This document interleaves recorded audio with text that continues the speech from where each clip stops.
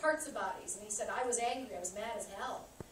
And he said, but I didn't really hate the Japanese until I got sent to Okinawa. And he will go ahead and come in, and they want him to control all the Army and Marine Corps aviation runs on the island from the ship, and he said, I can't do it this way. Told his superior officers, he said, I have got to be on ground. You got to put me in our forward operating base. They said, okay, fine. So they put him on a little small craft, and they're taking him in, and they drop him off on the shore. And there's a small group of men that are there to escort him. During the course of being escorted, they get ambushed by the Japanese, and his escort gets killed. And he runs for cover, and he finds a cave, and he shines a quick light into a cave, and all he sees are bodies. Nothing's moving.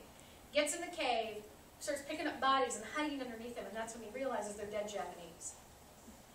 And in his diary, he writes, he said, he says that he has spent the night in a cave. It was cold, and it was damp, and it reeked of human death. Piled Japanese on top of me. Left a small spot for the opening big enough for my rifle. Decided anybody who walked through the cave would get it, friend or foe. I have no option.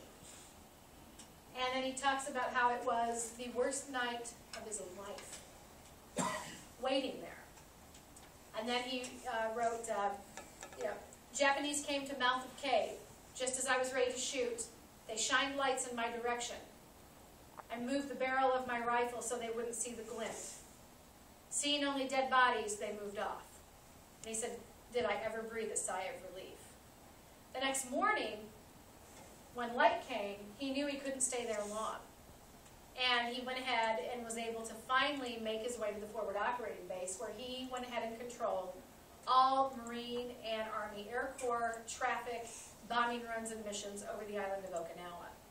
But he talked about they had to fight their way from the forward operating base back to the shore to get back on ship at one point.